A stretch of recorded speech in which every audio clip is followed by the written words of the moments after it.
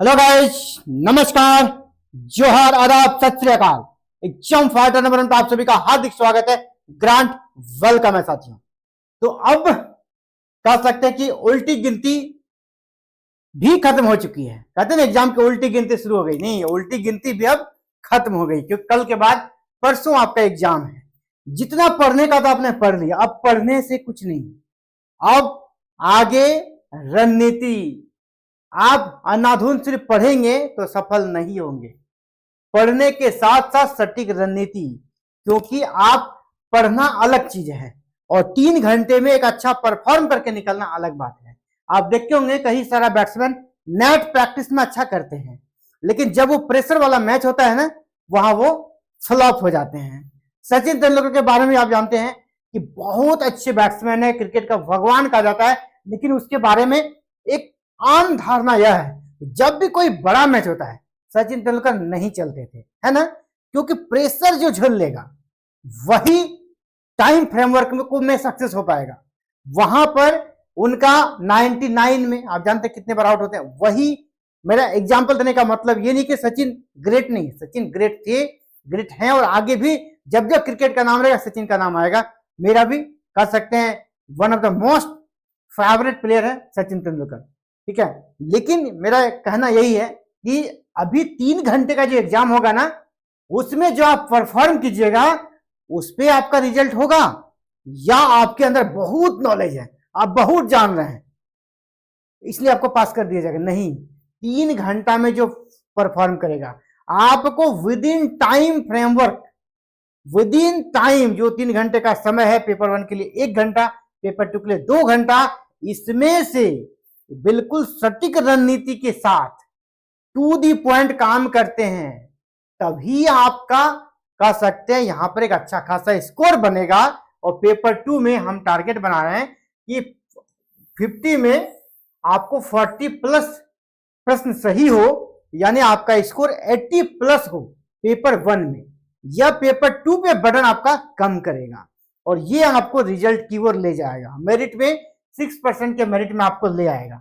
अभी ये जो लास्ट ऑफ पढ़ाई लिखाई का वीडियो नहीं है, बल्कि आपका स्ट्रेटजी का वीडियो है, कैसे आप 40 प्लस प्रश्नों को सही करते हैं। कुछ ऐसे सीक्रेट बताऊंगा, एग्जाम हॉल क्या सीक्रेट बता रहा हूं।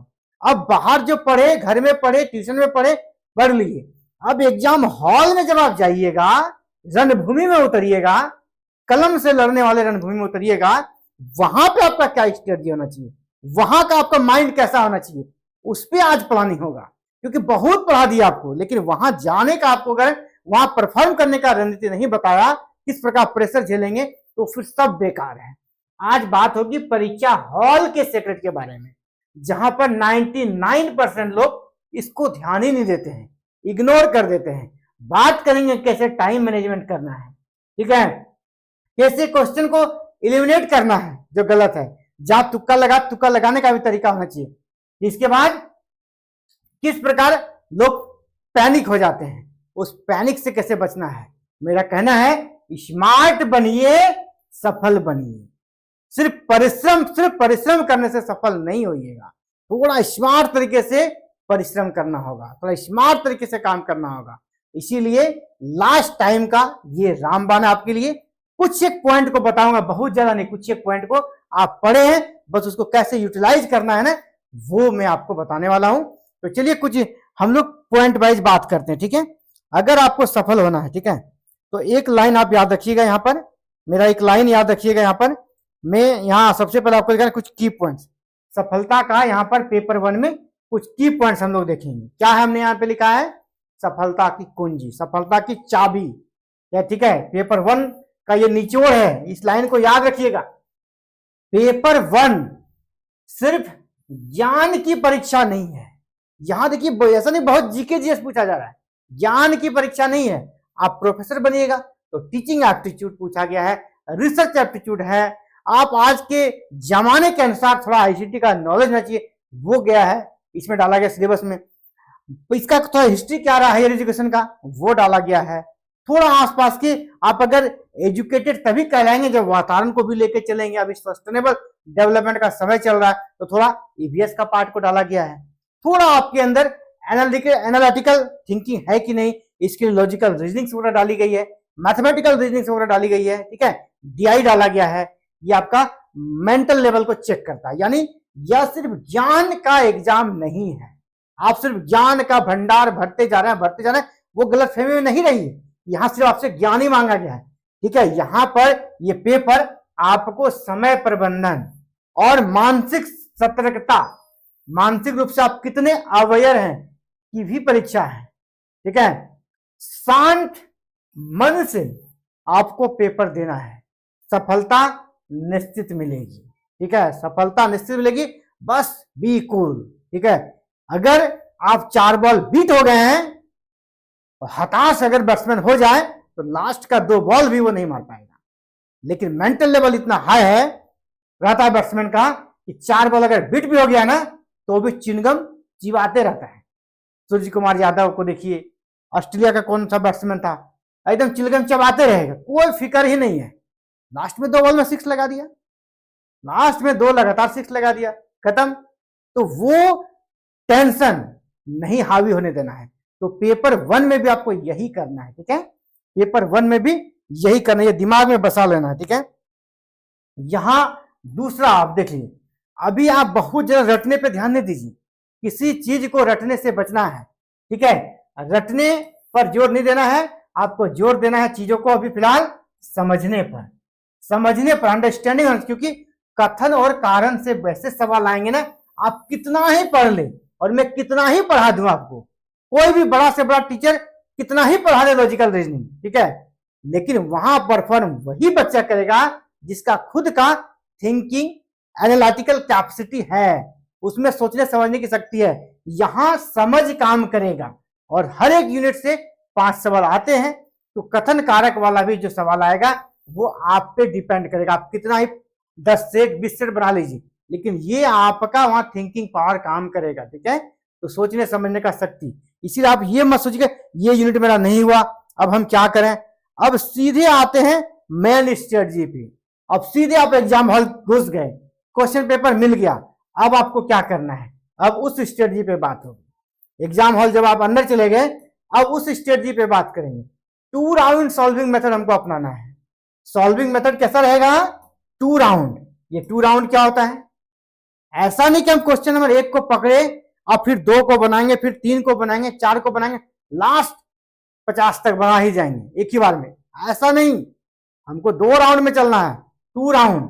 पहले राउंड में क्या करेंगे, पहला चरण में 30 से 35 मिनट के अंदर, 30 से 35 मिनट के अंदर, क्योंकि आपको 60 मिनट का समय है, पेपर में समय कितना है भाई, 60 मिनट, तो आधा घंटा आप समय दीजिए फर्स्ट राउंड के लिए। फर्स्ट राउंड में क्या करना है, प्रश्न पढ़े और आंसर करते चले, जिसका इजी हो पाया।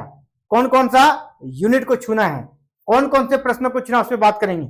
सबसे पहले आप जैसे टीचिंग एप्टीट्यूड हो गया, ठीक है, इसी तरह रिसर्च एप्टीट्यूड, इसको पहले कर लीजिए, इसको पहले कर लीजिए, फिर चले जाइए ईवीएस में, ठीक है। यूनिट 1 जो आपका टीचिंग है, टीचिंग हो गया, इसको पहले कीजिए। दूसरा किसके दिख रहा है स्पष्ट, ठीक है, रिसर्च, इसको आप पहले कीजिए। इसके बाद तीसरा कहां चल जाइएगा, तीसरा चल जाइए सीधे यूनिट 9 ईवीएस इन्वायरमेंट, इन्वायरमेंट। इसके बाद कहां चल जाइए, higher education, HE higher education. इसके बाद कहां चल जाइए, ICT, इसको पहले हल कीजिए। क्यों कह रहा हूं, ये आपका फर्स्ट राउंड में ये सब करना है, क्योंकि यहां पर जो आपको आ रहा है ना, आप सीधे उसको कर जाइएगा, ठीक है। यहां आपको ज्यादा दिमाग नहीं लगाना पड़ेगा, यहां आप जल्दी सॉल्व कीजिएगा, यहां प्रश्न को आप जल्दी सॉल्व कर पाइएगा, सीधे टू दी पॉइंट। जो क्वेश्चन आया कि कोप 29 कहां हुआ था, कोप 25 कहां हुआ था, ये सम्मेलन कहां हुआ था, आपको आ रहा है आंसर, आप कर दिए फट से। हायर एजुकेशन में कौन सा आयोग कब बना था पूछा जाएगा, इसको आप कर लीजिएगा तुरंत। यानी ऐसे सेक्शन को पहले करना है जिसमें दिमाग नहीं लगाना है, याद है आंसर कर देना है, यहां समय लगेगा नहीं, तुरंत आप उसको टिक कर लीजिए 30 मिनट के अंदर, आधे घंटे के अंदर, और इसको पहले कलर कर लीजिए। इससे फायदा क्या होगा, इससे फायदा क्या होगा ना, इसके आपका कॉन्फिडेंस बढ़ेगा। हमने प्रश्नों को इतना सही कर लिया है। अब मान लीजिए यहां पर अगर 5 सेक्शन है तो 25 प्रश्न हुआ, 25 में से अगर 20 या 18 आप सही कर लेते हैं तो आपका थोड़ा कॉन्फिडेंस बढ़ेगा कि हमने प्रश्नों को सही कर लिया। अब 2 राउंड कहा हमने, तो फर्स्ट राउंड आपने कर लिया है। कौन कौन सा यूनिट करना है वो भी हमने बता दिया, फर्स्ट राउंड। अब सेकेंड राउंड पे क्या चलना है, सेकेंड राउंड में आपको आना है इन सब टॉपिक्स पे। किस पे जाना है, जहां पर आपको थोड़ा सोचना पड़ेगा, ठीक है। जैसे आपका कंप्रीहेंशन पे चले जाना है, नंबर आप लगा सकते हैं कंप्रीहेंशन पे। सेकेंड राउंड का बात कर रहे हैं हम, सेकेंड राउंड में आपको क्या करना है, कंप्रीहेंशन पे जाना है, ठीक है।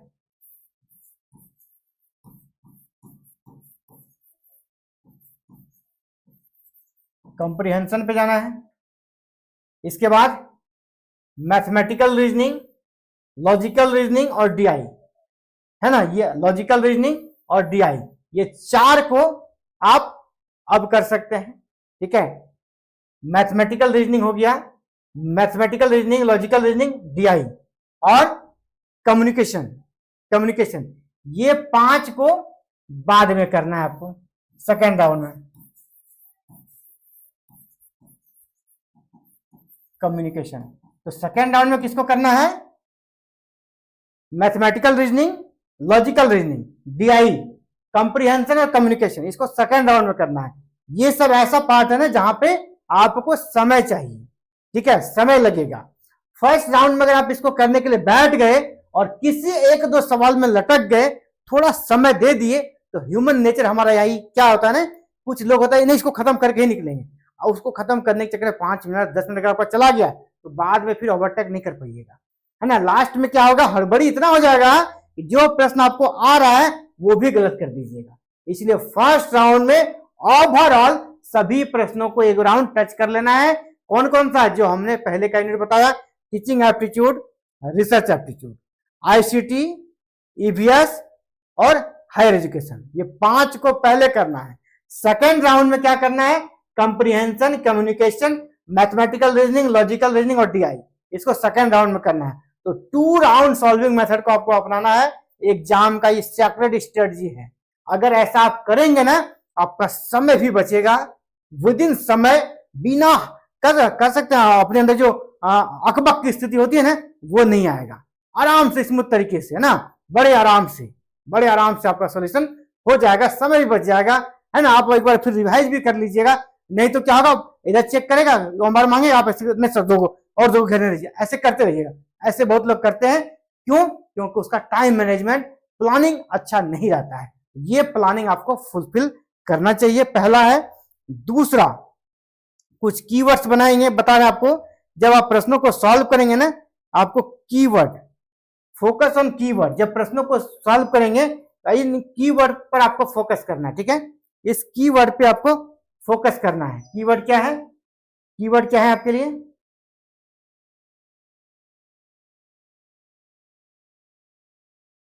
ये आपका कीवर्ड है। प्रश्नों को जब आप सॉल्व करेंगे ना, ये आपके कीवर्ड्स हैं। कुछ कीवर्ड्स के बारे में बात करेंगे कि हम लोग क्या करते हैं ना, प्रश्न पूरा नहीं पढ़ते, कभी कभी इतना एक्साइटमेंट रहता है ना, प्रश्न को पूरा पढ़े ही नहीं, आधा पढ़े, हाँ इसका आंसर तो ये हो जाएगा, नहीं, कुछ चीजों को पकड़ना पड़ता है, ठीक है। जैसे कुछ नेगेटिव और एक्सट्रीम जो शब्द है उसको आपको डिकोड करना पड़ेगा, निकालना पड़ेगा, नहीं तो 2-3 प्रश्न आपका ऐसे ही गलती हो जाएगा। कैसे, मैं चलिए आपको दिखाता हूं। बहुत सारे प्रश्नों में क्या रहता है ना, उसमें लगा रहता है लास्ट में क्या लगा रहता है, कौन सा सही नहीं है। यहां पूछा नहीं है, कौन सा सही नहीं है। आपने क्या सही देखा नहीं, लास्ट में नहीं पढ़ा, इस पे ध्यान नहीं किया, सही वाला आंसर का, अरे बाद में इसमें तो नहीं लिखा था, इसमें तो नहीं लिखा था, हम तो सही वाला सोच के मार दिए, ठीक है। अब कभी कभी केवल रहता है, वनली रहता है, ठीक है, कौन सा अनिवार्य है, मस्ट है, ये सारा शब्द रहता है, उसको पकड़ना है कि आखिर ये चाह रहा है। अगर आप इस तरह का पकड़ लेते हैं ना हर एक प्रश्नों में, तो निश्चित रूप से आपके 2 से 3 आंसर सही ज्यादा होंगे दूसरों से, क्योंकि ये सारी गलतियां ह्यूमन एरर, ओवर कॉन्फिडेंस कराती है, अधिकतर बच्चे करते हैं।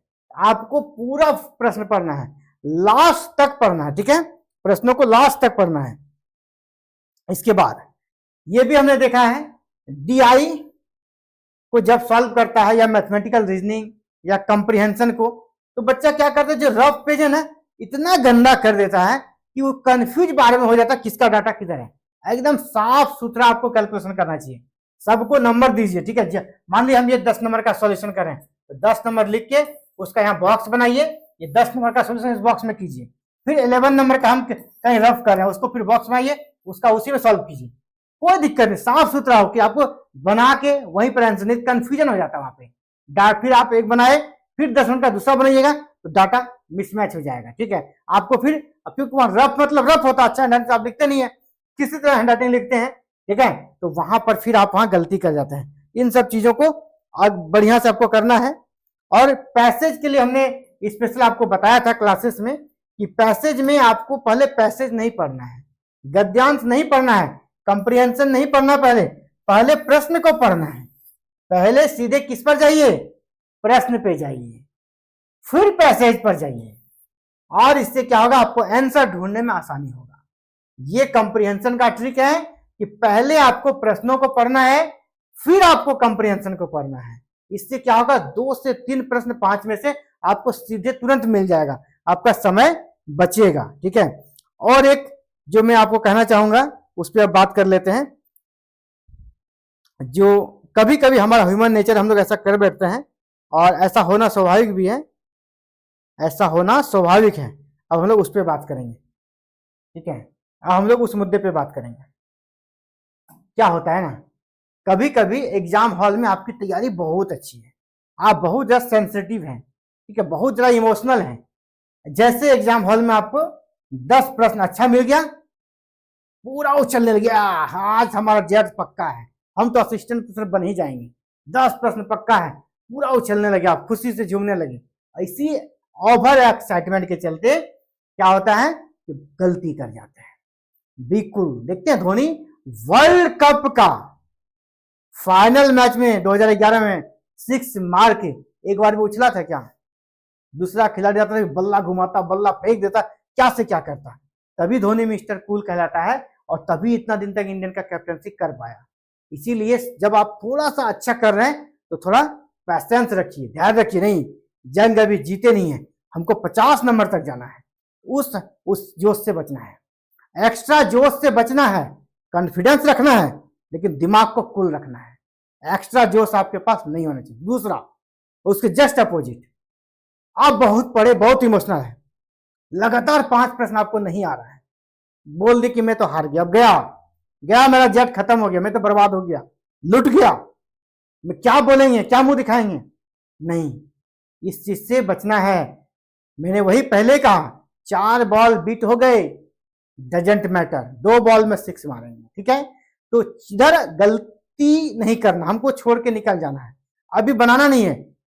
जहां जहां इजी मिलेगा हम फर्स्ट राउंड उसको बनाएंगे, लास्ट तक जाएंगे। क्या पता अंतिम का जो 3-4 आपका जो यूनिट है, चाहे वो आईसीटी हो, चाहे ईवीएस हो, चाहे हायर एजुकेशन हो, उधर आप अच्छा कर दिए, स्टार्टिंग में नहीं हुआ, उधर अच्छा कर दिए, तो हो गया, मैनेज हो जाएगा। तो परेशान नहीं होना है कि कुछ अगर गलत भी हो जाता है, स्टार्टिंग में नहीं भी सक रहे तो उसके चलते हॉपलेस भी नहीं होना है, और कुछ प्रश्नों को हम बना के लिए अच्छा लगा किया तो इजी मिल गया तो बहुत खुश भी नहीं होना है। अपने पैसेंस को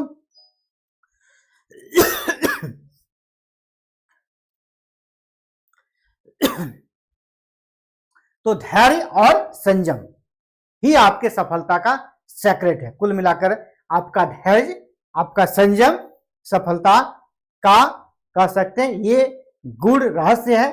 अपने जोश, अपने होश को अच्छे से रखना है, 40+ आराम से आएगा, रणनीति के साथ कीजिए। आपका मैं बता दूं, mathematical reasoning, logical reasoning, comprehension, DI, mathematical reasoning, logical reasoning, DI, comprehension, 20 प्रश्न में से आप 20 में से 20 ला सकते हैं। आपको पता है ना, यहां प्रश्नों का नंबर नहीं कटेगा, इसलिए इसको हमने सेकेंड राउंड के लिए रखा है। आपको समय देके बनाइए तो 20 में 20 ला सकते हैं, इसमें गलत होने का चांसेस नहीं है, क्योंकि थोड़ा सा एक अगर पकड़ा गया क्लू डीआई में, सारा डीआई सही होगा। आपका कंप्रिहेंशन में अगर क्लू पकड़ा गया तो सारा सही होगा।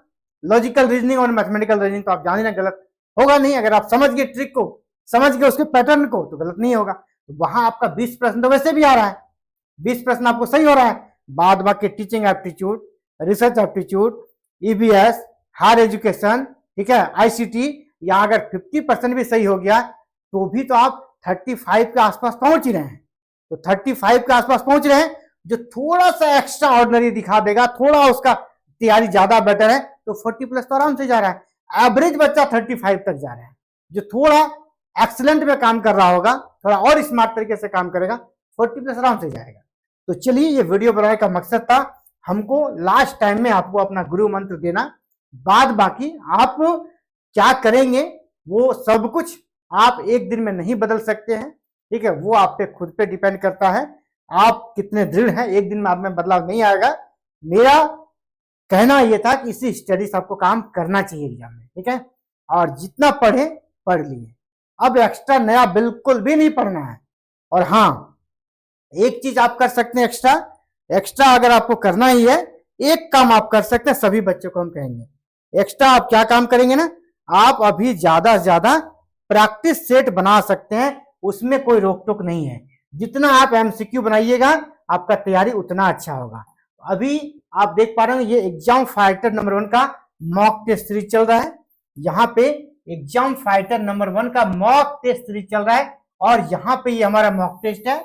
ये मॉक टेस्ट है, यहाँ पर आपको 500 मल्टीपल चॉइस क्वेश्चन मिलेगा, एमसीक्यू मिलेगा विद आंसर, है ना। साथ में आंसर रहेगा, आंसर भी रहेगा और एक्सप्लेनेशन भी रहेगा, डिटेल एक्सप्लेनेशन भी यहाँ पर रहेगा, ठीक है, डिटेल एक्सप्लेनेशन। तो यहाँ आपको जरूर जुड़ना चाहिए, ठीक है। इसके लिए क्या करना होगा, हमारे ऐप को डाउनलोड करना होगा। इस ऐप को डाउनलोड कहाँ से कर सकते हैं, गूगल प्ले स्टोर से, या फिर इस वीडियो के नीचे हमने लिंक दे दिया है डिस्क्रिप्शन बॉक्स में। इस लिंक के माध्यम से भी एग्जाम फाइटर नंबर 1, ये जो है ना एग्जाम फाइटर नंबर 1, इसको आप गूगल प्ले स्टोर पे टाइप कीजिएगा तो ऐप आ जाएगा, या नहीं तो इस वीडियो के डिस्क्रिप्शन बॉक्स में हमने लिंक दे दिया है, वहां से आप इसको डाउनलोड कर लीजिएगा। डाउनलोड जैसे ही आप कर लेते हैं, डाउनलोड करने के बाद आपके मोबाइल में इस प्रकार का इंटरफेस आएगा, स्टोर को क्लिक कीजिएगा, सारा कोर्स दिखेगा। तो 2 नंबर पे ये है, इसको क्लिक कीजिएगा और टेस्ट अटेम्प्ट कीजिएगा। अगर आपको कहीं दिक्कत है कि सर मुझे समझ नहीं आ रहा है ना, टेक्निकल रूप से आप उतने अवेयर नहीं है, इस नंबर पे कॉल कर लीजिएगा 7541840154। इस नंबर पे आप कॉल कर लीजिएगा, ठीक है, इस नंबर पे कॉल कर लीजिएगा। हाँ, और एक हम बात करेंगे कि वहां ज्यादा इंप्रेशन जमाने का चक्कर नहीं है। कल भी हमने बताया था, इंप्रेशन कुछ बच्चा क्या होता है, बहुत तेज है, अपने दोस्तों के बीच जो हॉल में ये सबसे तेज तो हम ही है ना, बताने लगा अब इस बी का ये 4 का सी होगा, 6 का डी होगा, आज जाके बता रहा है। ये सबसे बचना है। एग्जाम में सबसे तेज हम हैं, ये सोचना है, और वहां सेल्फिश बनना है। आपको सेल्फिश बनना होगा क्योंकि 6% ही रिजल्ट आना है। आप वहां सबको बताते फिरेंगे तो 6% में तो आपका भीड़ बढ़ेगा ना। एग्जाम के पहले बताइए, एग्जाम हॉल में नहीं बताइए, वहां हर कोई आपका प्रतिद्वंदी है, ठीक है। लड़कों को विशेष रूप से कहना चाहेंगे कि लड़कियां पूछती है तो वो तो 2 कदम उछल के बताने के लिए जाता है, वो तो चाहता है हमसे पूछ ले और हम बता दें, ठीक है। और ज्यादा इंप्रेशन के चक्कर में वो सबका फेरा मत रहना, ठीक है। वो लड़की पास कर जाएगी और फिर तुमको पलट के देखेगी भी नहीं कि तुम बताए थे, और ना कबूल भी नहीं करेगी। ये सब चक्कर में नहीं पड़ना, इसको बता के हम हीरो बन जाएंगे सामने, ठीक है, 4 को बता के। और दूसरा, लड़की से पूछना भी नहीं, लड़की बहुत स्मार्ट होती है, वो सही बताएगी भी नहीं, ठीक है। मैं उसके खिलाफ नहीं हूं, लेकिन लड़कियों के, मैं ऐसा नहीं कि वो लड़कियां झूठ बोलती, लेकिन हमने देखा है ये लड़के भी करते हैं, लेकिन लड़कियां कुछ ज्यादा करती है, ठीक है। उससे अगर वो सही बनाई भी होगी ना तो तुमको गलत बताएगी। इसलिए ये चीज, ये थोड़ा थोड़ा ट्रिक है, इसको भी याद रखिएगा आप लोग, ये सब गलती नहीं कीजिएगा, ठीक है। तो चलिए, आप सभी को बहुत बहुत शुभकामनाएं। आप सभी जेट पास कीजिए और असिस्टेंट प्रोफेसर झारखंड में वैकेंसी आ रही है, उसमें आप लोग प्रबल दावेदार बनिए। इन्हीं शुभकामनाओं के साथ जय हिंद, जय भारत, जय झारखंड।